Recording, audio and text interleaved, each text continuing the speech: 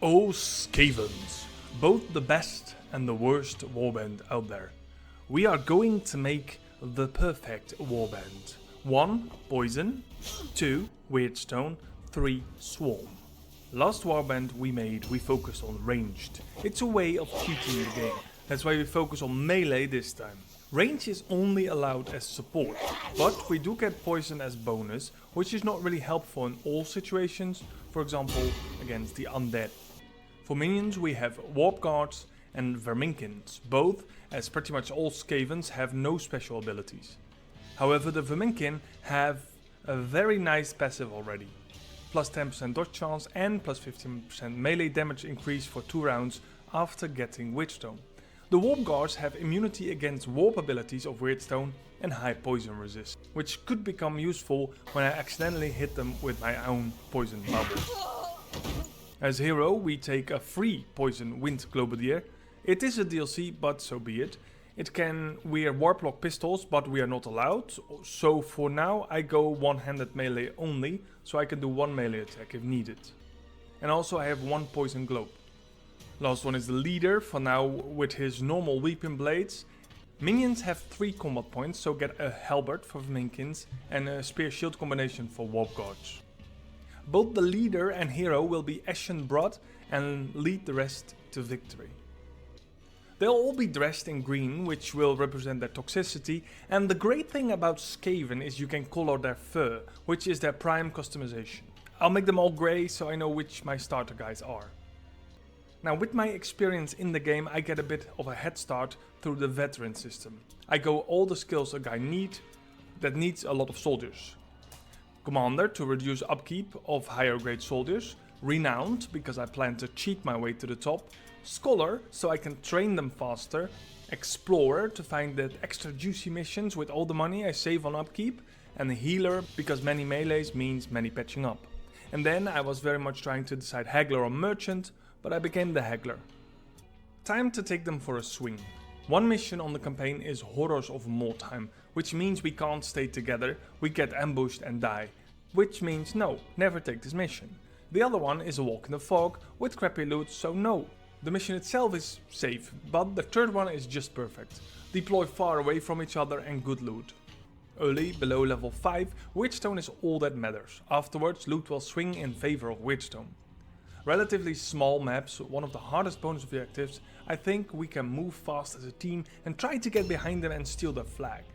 Rushing in like that was maybe not the best way to get the victory, and I run into both the leader and hero, and one of them being ranged, which is awesome early on because useless, and the leader taking heavy ambush damage. So the leader was over half dead and rolled a light wound, which slows down progress a bit. I can level his weapon skill, however. This martial skill is going to be our best friend, as they allow us to parry more, getting tankier and hit more often. For physical, our prime skill will be strength, mixed with toughness and with intervals of 3 for strength, allowing us to carry more. New hired swords are available. Higher swords will give a massive boost in strength, and thus we shall higher sword.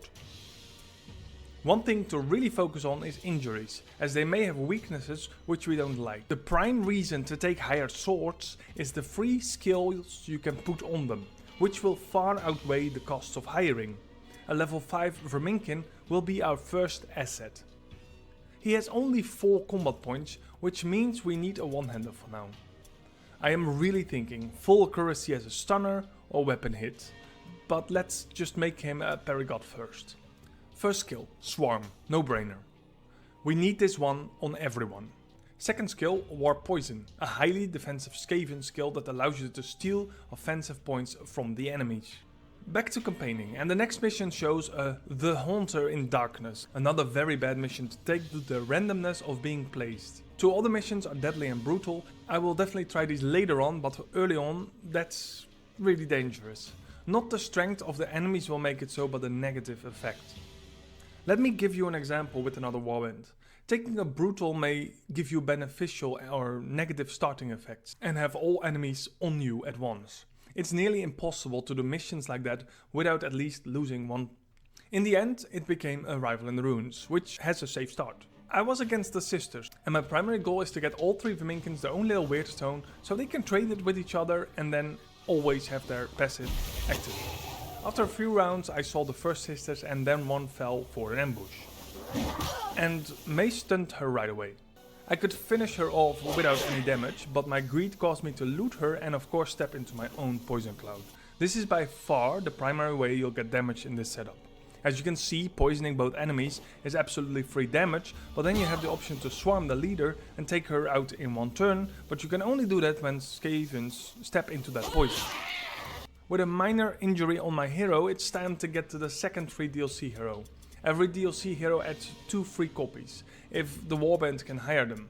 For Skaven, this is of course the Globadier and the Doomweaver. I will make a Doomweaver build eventually, which will be focused on making him a walking time bomb, but now, not for the Skavens. However, you can hire them and both Globadiers to strip them of their weapons for some free cash and then fire them again. Selling will be done a lot, and at first you barely have enough to do anything, and also the items you sell have no value, but this will quickly change once you have enchanted gear. A new challenge is in sight. Act 1.1 comes in as a new brutal act, which is great, as it means free XP done so early. There's just one problem. You can cheese the living daylight out of it, but not with poison and not with melee, which means only one option remains: use our superhero to do it for us. Okay. That was brutal, should have waited. I did try to be careful, but you know life doesn't always give you melons when you want mangoes. That sentence made as much sense as the way I got a few of my guys down. Well, you know, nobody died permanently and one guy can't use ranged anymore, so the start is always the hardest, but the experience, sweet underdog bonus just skyrockets whoever joined this merry mission to knighthood. So earlier I mentioned the warp rage for the Vermenkins. In an absolute breeze of a campaign, I set up a little Overwatch and then just have them walk through a sea of poison and slowly choke. The warp rage I'll keep up by simply having one guy store a weirdstone in a scavengerable place and then have everyone loot it and put it back. You won't always see the animation, but you do see the buff when pressing B. If you look at the passive buff using the spacebar to get the stats and gear of the soldier, you see it just needs to gather it to get the buff again for 2 turns. You can do that with one Vermenkin by simply store it, leave, scavenge again and take it as well. Of course it does come with the risk of also getting a debuff or damage, but not that much. Later you can of course simply use corpses of slain enemies to swap. Witchstone missions are the easiest, so they are a good way to get double experience by completing the bonus mission.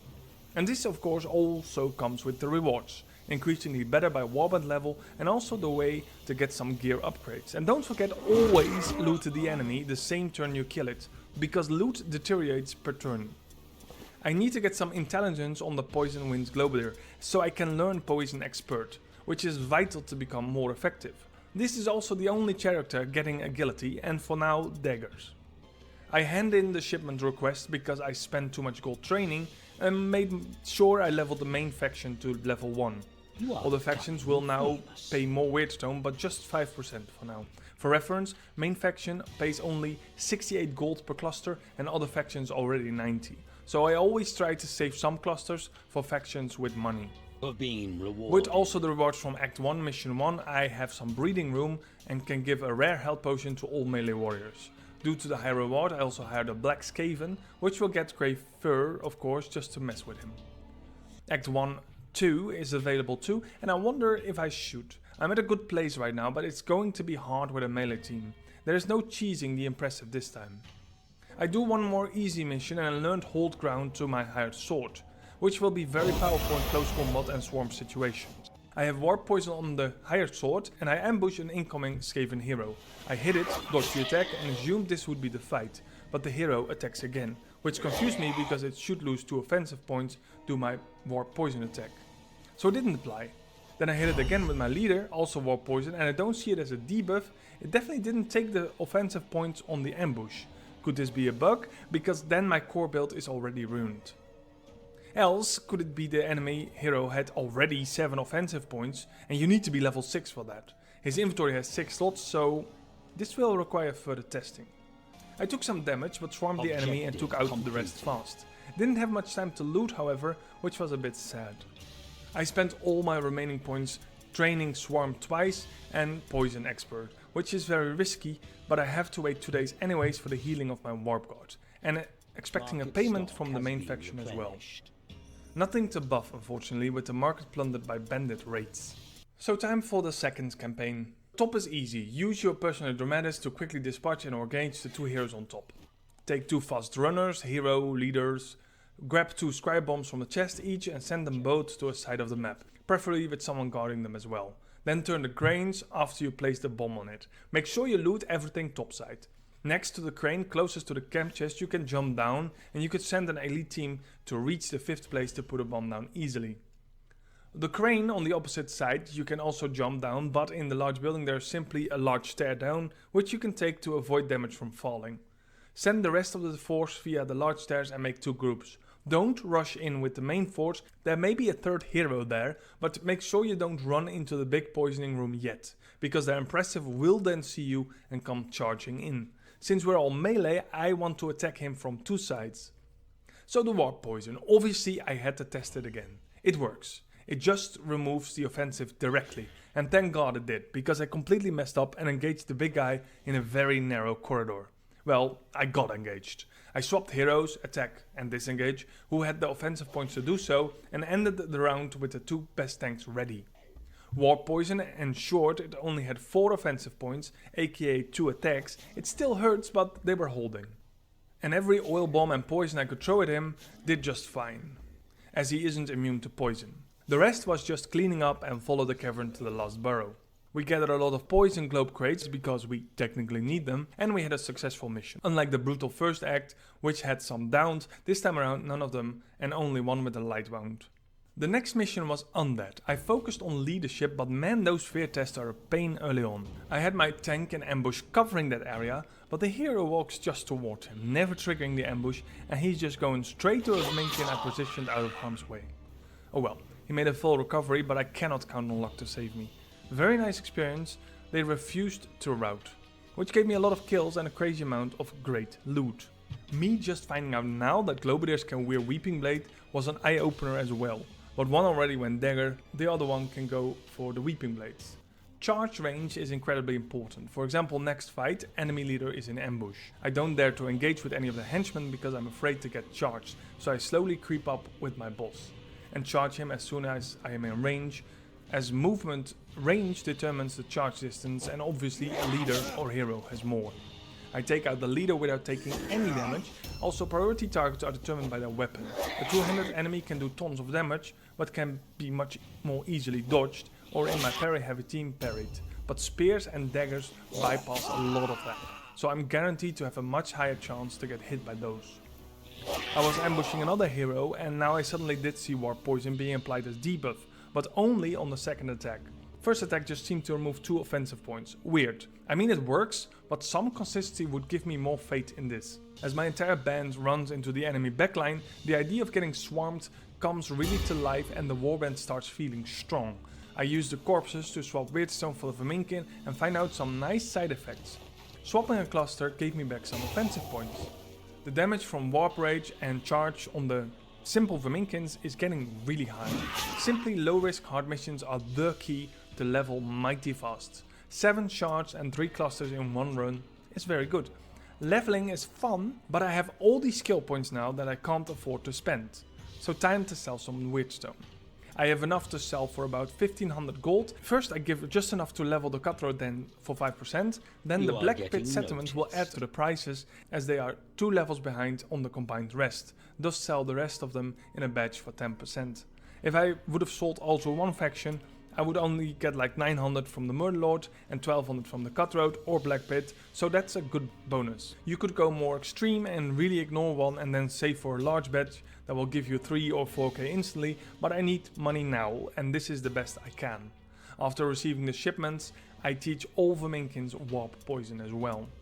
Missions can go wrong, and in hindsight you know why, but you still did it. Undead. Early Undead is God. It's overpowered as hell. With 20 to 30 more morale due to extreme leadership, still doesn't matter. I know I have to fall back, careful weigh my chances and act accordingly. I move my higher sword to loot a chest pretty deep in and believe first turn they can't get to him. He's like level 8, he's going to be fine no matter what. But their heroes get to him, no problems. Succeeds fear test, stuns even, dispatch and go. Unfortunately, now their whole team is on me. Their leader, massive armor. Two-handed mace, must have been level 8 or higher. Insta-kills my black Skaven hero. Trouble, bad trouble. Throw poison, stupid as hell because only the ghouls can be poisoned. Move in my boss, in the poison of course. The Verminkins surround their leader. Get hits off, but then start failing the fear test, so make it harder. My backup Globadier, which I brought purely because the other one was training, is still level 0 and fails to dodge 2 attacks from a ghoul, so dies. I win, it's fine. Hired Sword can take out the hero and just spam hold ground while my leader and some Verminkins take out their leader. Verminkins are like rats. They'll survive everything and are fine too. Both heroes, however, the Globadier got to go. Has a 20% bonus, do a missing arm but can't use two-handed. Can't flee and disengage, do a mock, so is fired right away. Was a free hire, so nothing lost. The black Skaven has a maimed hand, which is pretty bad. Do 10% less hit chance. Ugh, reserve bench for now. I spend a few hundred on a Night Runner hired sword, mainly because I have something I can use on him and give him warp poison right away. This is maybe better because I have rare fighting claws. For the missions that I have to get an enemy flag, I was already thinking making a very fast one. High dodge, high damage, high movement. This is the last time this bullshit happens, so time for courage on my leader. Takes a long time to learn though. This will increase surrounding allies' chance to pass fear, all alone and terror, and can be used while engaged, so incredibly powerful against undead and while swarming. I will upgrade it as soon as possible, but it's quite the investment, not in money but in training time. I can also hire a level 3 Verminkin for free now, which is nice, and he gets a free swarm skill as well. Sometimes you need to take a step back and play it safe, and nothing like a Weirdstone rush on brutal difficulty to do so. It really doesn't matter too much as long as you start far away from each other. Of course, brutal missions can backfire and cause random events. There's a massive heap of Weirdstone, so that's where I go. And it's far from the enemy card, so all is perfect. My Globadier can now throw 2 orbs, so I lay cover smoke around the Weirdstone trove. It's against the cult, so I'm not really worried as they are one of the lesser dangerous ones. I slowly pull back after getting the Weirdstone and the enemy starts engaging me. I surround and dispatch of their leader who mainly threw spells at me and have my best hired sword engage the front line. Their hero is dangerous, so I hopefully can catch him off guard. But first my high level hired sword is just taking the punishment without a sweat, while stunning one of the enemies, giving me a massive advantage. Extremely clean fight, completely purifying the last near failure. 5 extra experience, 2 for underdog, 3 for bonus objective. The Globadier has insane active skills, almost like spells, but of course, this one uses globes. They can debuff or buff and they're very potent too, even AoE heal eventually. But for now, he will get a melee dodge and hit buff for himself, while I save a few levels for the AoE heal. The AoE heal will also give a debuff for 1 round. For example, you lose 1 offensive point or you lose 1 movement, which will be nullified if the allies healed are engaged or already used that point. Since my main Globadier is melee focused, I don't want to ruin him for healing. So I hire another Globadier, who will get the heal skill for free. The problem is now, for this I need a lot of ballistic level, which is completely useless unless I go ranged. The support Globadier could receive a warp pistol, but will still build melee. He will use offensive points for healing and support, so won't be shooting much anyhow. I'm taking him for a spin. Easy level, but I try to get their flag with my Night Runner. The main problem is the game cheats, of course. Enemy NPCs will always know where you are, so sneaking behind enemy lines is not an option. I try it anyway. I push forward with the main force and manage to engage the front line and take out their leader easily. But once behind enemy lines I get surrounded, I do escape, I get their flag, but by that time the main force already dispatched a leader and 3 heroes, so with the flag being picked up as well, there is simply no morale left. Cheating aside, miracle I had no out of actions. I got stunned every single hit, which resulted in 3 light wounds. Remarkable. So I have to skip at least a day. Remarkable. Low levels like 0 to 2 is so dangerous now. They get one shot whenever the game finds a tiny loophole to do so. The third campaign of Act 1 is against Sisters of Sigmar in their own cathedral. We emerge from the cellars underneath, and since it's an excellent defensive position, I decide to lure them down there by throwing some poison globes at them. This works flawlessly as one by one they come pouring down and we can dispatch them without taking much damage. Our Personae Dramatis is gold as it tanks both their impressive and the leader for a bit and only gets hit once. The fireball spam from both of them does do a little bit of damage, but better to get 15 to 20 damage from a Comet of Sagmar than to have a two-hander wielded by an impressive cracking your skull for triple that damage. Once nothing comes down, it's time to get up. The hammers you destroy will give a stackable buff for 2 turns, so stacking it is. I send a strong team upstairs through the doors behind the pedestal and set up a heal group in the middle of the cathedral, which get hit by a healing globe every turn, so we keep everyone healthy. The healing group is being expanded continuously by every rat missing a leap or a jump upstairs. The first floor has some loot, and in the back you can walk up to encounter 2 more heroes, which are easily dispatched by my leader and Filch. Many loot is found there as well. From the outside the area is accessible by climbing the right tower. The left tower will be blocked by a broken bell, while the right tower needs to be destroyed. To find the Weirdstone crate you need to be on the 2nd floor, which you can reach walking under the bell that needs to be destroyed and making another neck-breaking leap to find the 4 crates and more loot. A full frontal battle is scary, but the combination of poison and Skaven walls proved to be really stable. 0 out of action and 0 awaiting treatment. Always looting first round proved also to be very beneficial. Enchanted gear starts pouring in for the first time, which will be an insane upgrade for my team. Always loot heroes and leaders in the same round you kill them, or loot will disappear.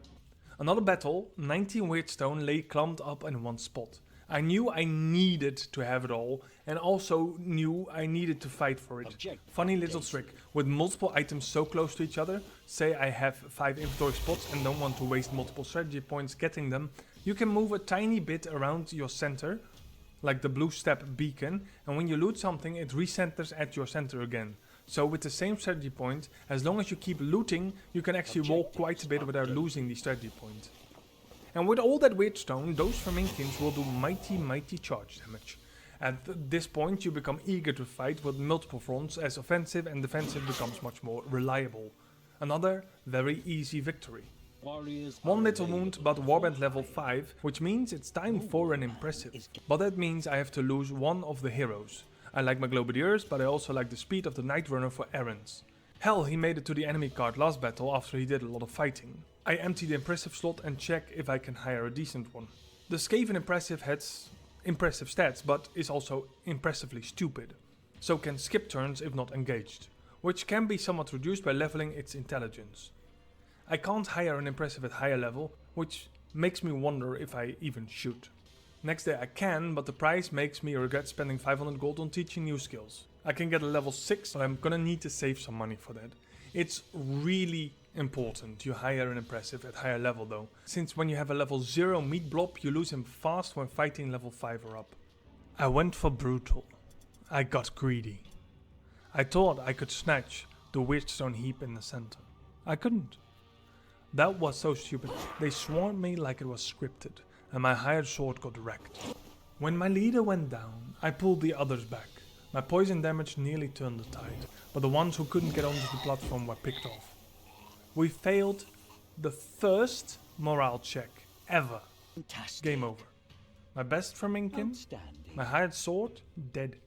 And normally, that's it. That's where I wipe the warband and start over. Not just because of the one death, but because when you lose the fight in Mordheim, most of your warband goes out of action. That means injury rolls across the board. Dead, missing limbs, stat loss. One death usually means several maimed. The integrity of the warband starts crumbling fast, and that's why I normally reset. If I can't prove the warband is viable, I don't want to drag it forward half alive. But this time, I did not reset. I did something I almost never do.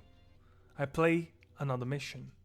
Why? Because maybe it's worth seeing this through. The truth is, the deeper you get into Mordheim, the more manageable the brutal missions become, because your warband starts getting serious gear and high tier abilities. Yes, I lost a critical unit. Yes, the injury reports are grim, but gear is the great equalizer, and I'm not out of tools yet. And I have to admit, it wasn't the warband's fault, it wasn't the game's fault, it was my fault. This is the second time recently I've thrown my warband into a meat grinder for a shiny pile of Weirdstone. I rushed the middle, I got punished this time, and now I'm paying the price. That's not a broken build, that's hubris. So no, I won't reset, not yet. This is the last chance I give this warband. If I can't recover from this, then I'll walk away. But if I can, then maybe it's not just about winning every fight, maybe it's about what you do when the fight goes wrong. And I brought whatever I have left. Some only equipped with a dagger. I have no money because I'm saving every cent for my impressive hired sword. My Poison Globadier, oh dude, he tanked 2 guys, mainly just tossing poison globes, an oil bomb and dodging like a champ when he got caught out of position. And I can't disengage on ramps or with my back against the wall, so I had to sit it out, and he sure as hell delivered. The rest was relatively easy. Let them come, block positions they could climb on, unless you wanted them of course, so I could surround them and make a last dash forward for the bonus objective. I even stole their flag because they refused to rout. My Globadier did indeed 655 damage. His name is always up here on this list. What a comparison to the last match. No wounded, a list full of items.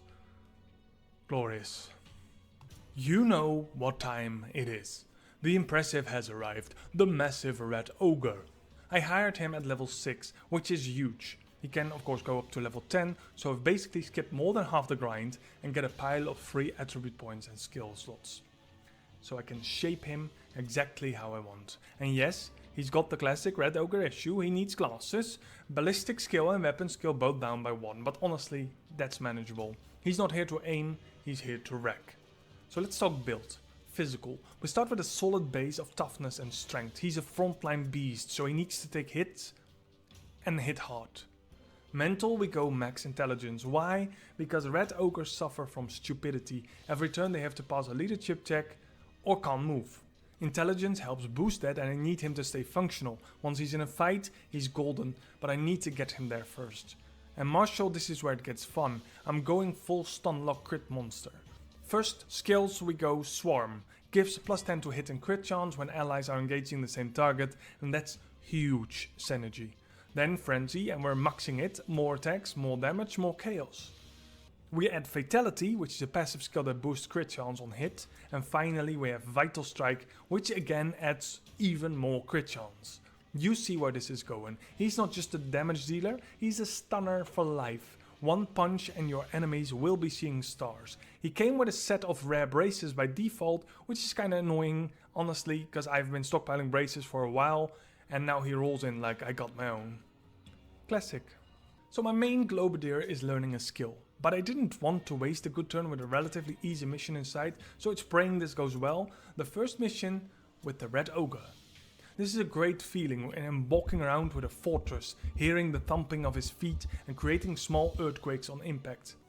I check the map. My breath, it stops. It's the same warband that defeated me. Mercies of Matriarch Magda. This is revenge. The other good news is my second Globadier now has 2 offensive pips as well, so he can do 2 heals or 2 poisons. Enemies stun a lot. Nearly every attack in the last matches had at least a stun per round. What's infinitely worse, I can't get my impressive to engage, as he fails his stupidity checks. I started great, amazing fights, but no point after 4 stupidity fails, I am quite done with this warband. That's 2 hero spots for something that effectively loses me the game. Stupidity should not exist. 1 hero is already worth more than something I can't control. I do win at stupid cost, 7 failed stupidity test at max intelligence. He never fought. He was completely surrounded by enemies and didn't fight. Their impressive took out 1 hero after the other, with up to 3 comments doing 50 plus damage. My guy failed all tests, all of them. I am offended. If something costs 2 hero slots and can't fight, what's the point? Stupidity is way too strong. He's already weaker than all the other impressives, not being able to wield anything and having 0 spells or abilities. This game owes me. And I did. I didn't lose anyone, but I also barely had any loot. I need to teach guidance. This is something Filch had in the egg mission, and I have to teach it to my leader for now. I learned the hard way that this game is unfair, and I kinda want to play sisters now just to two-shot anyone with my impressive and leader throwing comments. So we had our ups and we had our downs. Time for fun. This is just a complete turnaround. The guidance completely covers everything, except for the first turn, since only the Night Runner is faster. This Red Ogre just zergs anything down, including the leader and the enemy Red Ogre. I see hope for this warband, yet. We just have to hold his hand a little. Spending over 2k on a red ogre did come at a cost. All my guys have skill points which I can't spend. I have a shipment that's overdue in just 4 days. I don't have enough Weirdstone yet, but a good mission fixed that. All that Weirdstone, however, will get paid at a low price, which means losing out on a lot of money. I think it's time for the last campaign of Act 1. However, which 2 heroes to bring?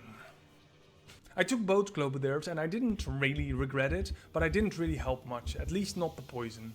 The courtyard had a lot of heroes and minions attacking me, but they were easily taken out with Filch and my red ogre. The problem with the red ogre, however, is that he is very weak to range damage.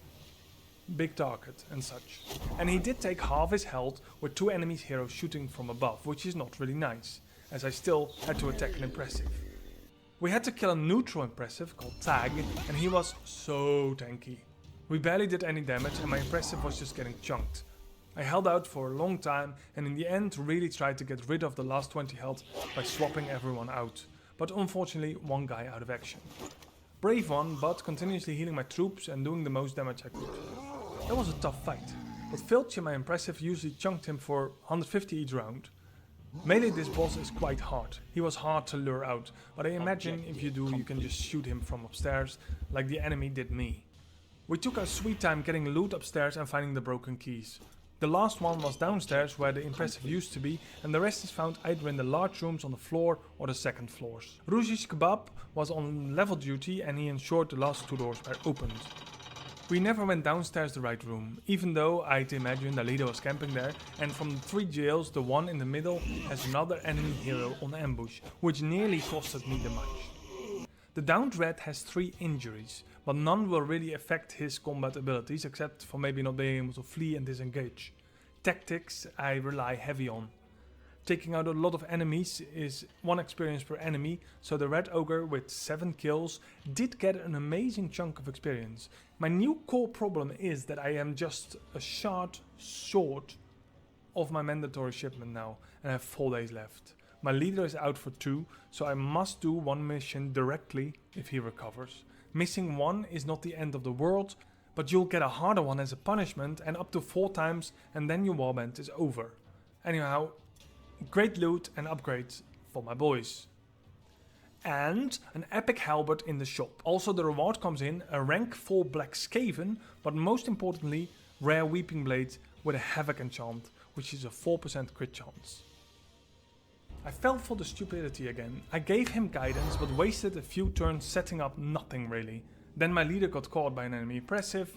I was lucky this time because I had 3 failed stupidity again before I could finally rush to their aid. But not without some guys out of action. I need my Globadiers to have guidance too, but they need 6 leadership for this.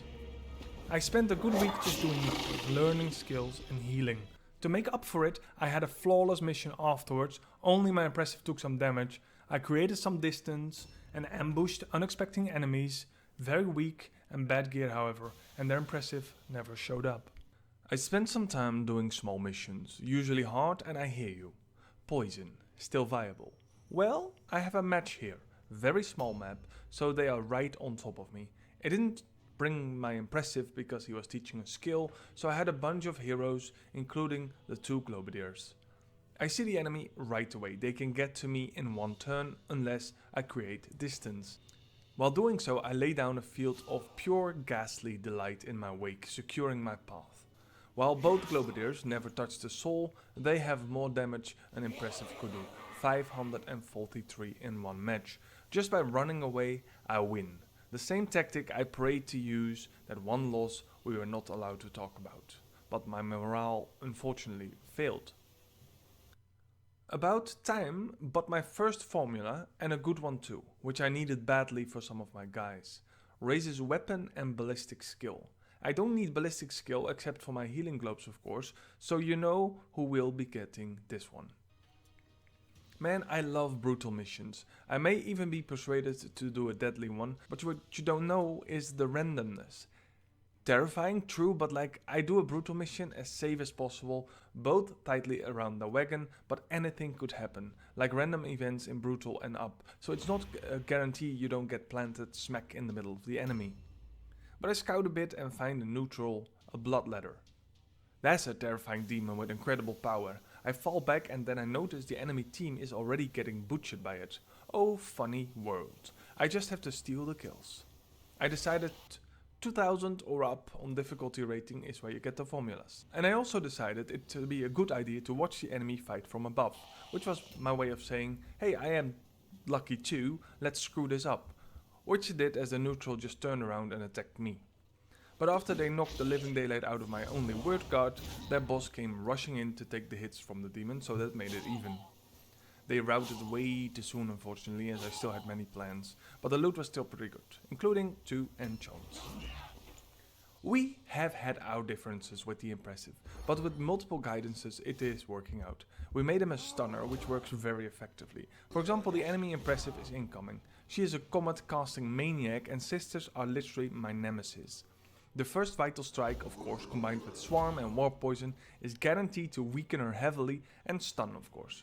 Well, it's good to have a match against them without wounded. I had the idol too, but routed before I could bring it home. With level 2 healing globes, I finally want to do the 5th campaign act. I never did this one on the reds and I'm so used the librarian is in the first portal. My leader's in, gets one tapped by a demonette. I could charge it, but thought it was smart and walk around, and then go in first with another one. Unfortunately, she charged me then. So for future reference, best is to go in with Filch or the Impressive first. After removing the demonette, you can look down and see a bloodletter. He may start moving if you engage him. The pink horror upstairs will see you and may cast AoE, but will come down. Just make sure you have a team ready to engage it. It has a very annoying AoE spell hurting everyone, but also has a 4 high hitting basic attack when engaged. When killed it splits into 2 lesser versions. They are pretty low health but still hurt a lot, so fighting them into a narrow space may help you. The pink portal in the first room is safe and will get you a physical increase book, very important. But another horror starts moving towards you when you get there. He may see you and come down depending where you stand in the first room, else move back up. Walking up the ramp in the first room will get you to a room with 2 teleporters, green and blue, and green will bring you to an area above the balustrades, where also you can destroy with the rods from your chest. You can freely jump down once and then use the teleporter there to get on the balustrade or simply jump down, and the blue one will get you to the balustrade directly. On the balustrade you will find many portals. If you took the green earlier and jumped down once and then took the blue, you will land near another green one on the balustrade. Needlessly to say, if you take that green, you go back up. There's a light blue one on the balustrade that brings you directly to the second pink horror if you haven't engaged it yet. For example, Filch could do a great ambush here, but ensure the rest is arriving shortly. The bloodletter will now come 100% and attack anything on the balustrade. He has 4 attacks, so Warp Poison will be extra good here. Best is to have everyone arrive at once and swarm it, but of course everything here requires fear checks, which will be mostly fine as all my Verminkins now have max leadership. The next purple portal will bring you to one of the altars, but be careful because if you run too far in, the Plague Bearer can see you, which has a destructive debuff and AoE. Best to poison it down or shoot it with Filch. Alternatively, you can take the pink portal halfway the right side of the balustrade to get to him. Filch or an Impressive can charge him. His melee is not that strong, 3 attacks and easily dodgeable, but standing in a stench of Nurgle will surely be annoying as you can hit less as well. The moment you get a single dark tome, the Curator shows up. Pretty much where you took the tome, so make sure you're ready for that. Curator has a very high health but only 2 attacks, so it's pretty easy to just swarm and grind to death. The last monster was another demonette. Tables were turned on this one, triggered her ambush with Filch and then delayed. The Impressive came in with a Vital Strike, stunning her and then 3-critting her, afterwards Filch finished the job all in one turn. I was in luck. The boss only has a twitch for 3 days. It could have spelled the end of the Skaven Warband. Skaven get 4 Grimoires, which can boost a warrior, and you can add 1 per warrior in the item slot and it will be applied. My healer lost an arm, could be worse, it was a deadly mission, the first one I dared to attempt. The loot was worth it and I can very much still use this warrior with 1 arm. She'll have to do with an epic sword however, as 2-handed and guns are out of the question now. I have 3 days left and short only 1 weird stone. Lord. Bit later another great mission without the Globadiers for a change, and my Impressive is level 10. First one to get to 10. That means insane boost and if I have time, a lot of skill training. I spend at least 4 turns re-equipping and skill training. Knowing your enemy is one thing, and knowing your allies is more important. I forgot Cratch had Megalomania, so assuming it could disengage, I attacked. I was in an ambush range of enemies, so I had no escape, but regardless, you get yourself stuck in enemy lines and have no way to get out. The moment your boss has a skull fracture is also the moment you get a shipment request, making it hard to complete it in time. I decided to hire a backup boss for Witchstone runs. He himself tried hard but doesn't squeeze much damage out yet, but the overall mission was a raging success. Scary moments will always be there. The hardest mission is to get the enemy idol and put it in your chest, which means stalling, and stalling is dangerous. I had everyone accounted for except one, and that one charged straight toward a friendly. Ambush fails, do just around the corner and out of action. Out of action is not the worst, you have a big chance to survive, like 80%, but it's scary nonetheless, and losing a level 9 of 3 extra experience is just not worth it. Also starting to get epic items a lot more now, so this will help enormously. I have a rule to not enchant epic items with rare enchants, because you can't over enchant something. So the next milestone is getting epic enchants. I'm also starting to learn Assault and Surprise to my Verminkins now. They have become level 10 and have skill points now to fill most of their active and passive skill slots. Being minions, however, they cannot master any skills, so having 10% crit chance on an ambush and charge will help, as there's nothing stronger than ambushing a hero or leader or stunning them right away, completely nullifying their turn. Same on my Impressive, together with his Vital Strike, Swarm, Fatality and 25% crit chance from accuracy, his Vital Strike, especially on the second attack, has much more chance to crit than not. And a minor mistake, I didn't bring Guidance. Yes, on my boss, but he has a skull fracture and so needs it as well. It wasn't too bad in the end, trying to keep both of them engaged so they don't have the stupidity. Playing cat and mouse is just terrifying. A little tip, climbing, if not failing, can seriously get you some distance. Normally, I rarely get myself in this situation, but sending guys deep behind enemy lines to get Witchstone is a recipe for disaster. Mission 2 of Act 2 was a mockery. Herga came rushing in and I only had Fulch before her and intercepted her charge, so I ended her in one turn. Then it was just mopping up some jailers, opening lots of chests and prison cards. Very easy mission without any risk. The red ogre was stunning left and right, just smashing through all respawns like they were paper. I probably could have gone on forever as they dropped very good gear too, but I got bored in the end. The loot sold for a lot of money, and with the shipment coming in, I set on over 2k gold, which is instantly spent on massive skill learning sessions.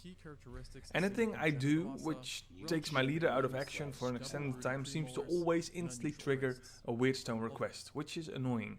I did another coin flip with a deadly mission and got lucky being on the good side. Well, I moved back first and then forwards, then got greedy again, and one guy out of action for taking a Witchstone too deep in. Do I ever learn? Well, he survived. After another successful battle, I found the first master formula, a 4 agility gear enchant, which equals 20% dodge and is massive. For now, it only goes on the impressive armor, and as he's the only one with epic cloth armor. I feel the Warband is at a great spot now. I can stun so consistently that I can clear fights without much need of healing or incoming damage. For example, this Witchstone rush where I started in the noble quarters. This map is the easiest map due to the massive height difference, especially when you start up with the large buildings. The enemy has to climb up and you can just wait for them one by one. If their archer does more damage than their heroes and impressive combined, you know you did something right. Choosing not to deploy manually on higher difficulty may be an adventure in itself. Teams will be divided in 3 groups on both sides in a circular pattern, which means you will be split from the other groups by an enemy group on each side. That is a challenge, and the best way is to break towards another group, with your strongest force of course, and let the third group rush to the middle to try to escape. Which means the third group must be the fastest and the first group the strongest. Still then, someone can get caught, and this might be incredibly dangerous as they may not be able to pull them out. With a massive cluster of Witchstone for grabs, this mission however was too appealing not to. And it did pay off big time. The level 10 Globadier has 9 offensive pips, which means 3 heals, which is insane. With 400 gold on looted items and 1300 gold on Witchstone, this was a 1700 gold mission. Gold is no issue on high levels. Having now 4k gold and most already maxed out on skills, the next focus will be finding enchants, which will be the most costly element for now, and leveling backups. So the third mission of Act 2 is very simple if you know what to do, but you will need some ranged. Filch has ranged of course, but some Globadiers may help too. You can enter the main building and quickly find a demonette behind the fountain. Filch and an impressive are excellent to deal with those. And you will find 4 in total in the entire map. 1 to the left and 2 more to the right. Don't forget, if they are slower and you charge them, they will both counterattack you and then start hitting you, which you want to avoid. So let them charge either Filch or the impressive, so you have both the counter and the attacks without being countered. That means if they charge you, you do not attack back. To the left outside is a guardhouse which will need a key, found in the back room somewhere. It's just a little side quest. There will be an enemy jumping down and trying to sneak behind you, but that is a very easy target. And once you come near the middle room, several more heroes will come at you, all relatively easily disposable, if you take time to heal your guys back up. There will be no respawns, so no worries about that. Scattered around the map you will see purple glows, and once you're ready to enter the main chamber and clear all mobs, position a guy near each of them. 1 on the fountain at the entrance, 1 in the guardhouse, 1 in the back room to the right and 1 outside in the back to the left. The 5th one is in the chamber itself. Then the very boring part of slowly killing the enchanters will start. You can't poison or melee, so just shoot. She only casts the alluring poison in the room, which doesn't hurt you, and that's all. Once she is dead, she will be instantly respawned somewhere in the room, so prepare for that, and we'll have a turn at the very end. You can now pick up tainted Weirdstones where the purple glows were, and do so, else she will keep respawning. Dispose of her as soon as you get all 5 Weirdstones. She won't do much damage, she's like a weaker demonette, so don't worry about that. Don't forget to loot the room before you kill her though, several crates and clusters. I have been spamming missions, and preferably brutal or above. At this point it's just gearing and leveling the warband to 10. I revisited the only map I was defeated in the noble quarters. It was close to identical, even the massive Weirdstone cluster in the middle, and I adopted exactly the same tactic as the tactic that caused my loss and went for the Weirdstone. This time knowing that I am immortal. I proved my point by setting up a line of defense and disposing of the enemy as they rushed to their doom. My healing is supreme now, and I think this warband has no chance of losing at this point.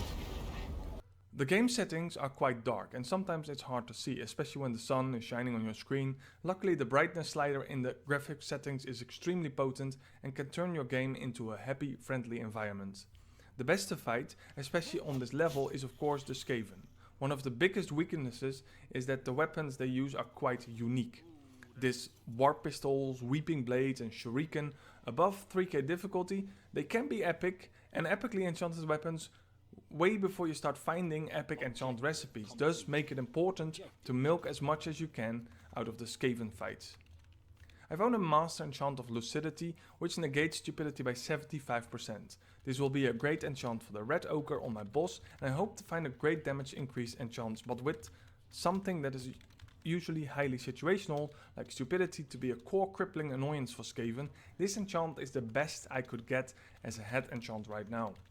I'm holding off on the last mission, just leveling up low levels and gearing up really. I've had over 5k money for a while now and not much left to spend, so taking it easy. I've been waiting forever to get a sorcerer. I don't really need it, just want to see if I can add it as a synergy. When I finally found a level 5 hired sword, it has of course brain damage, but I couldn't wait much longer. For a buffer, this guy is no joke. Immunity to all alone and fear and terror on mastery. All melee and range to poison damage, and an AoE warp poison variant, several poison mists. I think I can use its synergy to strongly boost the melee capabilities. At level 5 I can learn up to 10 skill points, which mainly go into spell points and reduce chance to fail. I noticed for a while now 2 Globadiers is often overkill, and I situationally still use Poison Globes, but less and less. And also both Globadiers are now level 10, so I can already heal 90 per turn with just one. A debuffer may come in handy to run along a single Globadier. The last act campaign wasn't hard again, as the last one never been hard so far. I fight against the Black Skaven Warband, and my first focus is looting and secondly locating their main force. They stuck together like mud, so I had to quickly establish a front line and a grand fight ensued. My decision to bring 2 healers worked out splendidly and I managed to dispose of them without much trouble. While killing the last remnants, I sent most of the guys to my own car to empty their inventory so I could loot the rest. After taking some time I noticed enemy reinforcements were quite heavy, mostly a hero and a henchman per round, albeit badly geared. meaning I had to split up my forces to intercept them while summoning the Manticore. The Manticore will fly up each turn, then land on mostly the most busy spot and start wreaking havoc. Also, all units around the landing spot will have minus 35% dodge and minus 35% hit chance, so spreading out is advised. Overall, the Manticore hits like a pillow, so not a problem, but it will take a very long time due to its high health and defense. After the last act, there was just one mission left, before hitting level 10 as a warband. A smooth battle against the sisters without any significant trouble. The Verminkians and even the Warp Guard now all have halberds with epic damage and chance, which I got from the last act campaign. Having a secure spot on a high ramp proves the poison still has potential on high level, as it weakened the enemy severely. Overall, it's the healing that made this build incredibly strong. The poison blades may look weak from time to time, but the stackable poison debuff is insane on high level and will be even more than the damage from the blades itself, which means while most of the reds were focused on damage, the leader and Globadier mainly got venom and chance. The last act also proved I could easily withstand a frontal battle, but the build would definitely need the Globadier even if you don't want to utilize the poison, as you need the healing globes. I rarely use the other globes, mainly because they don't give a visible buff or debuff and barely made any impact. If needed, the Globadiers with full dodge will prove to be very good fighters, but you'd mainly ensure they don't get into fights at all. There is one more element that is different from the other builds that I did. This was the accuracy on my leader, heroes and the Red Ogre. Especially the Red Ogre can easily stun enemies, even they're impressive, and still give a massive edge. I hope you liked this video into the Skavens. It took a long time and I appreciate a like and a subscribe. And thank you for watching and see you in the next build.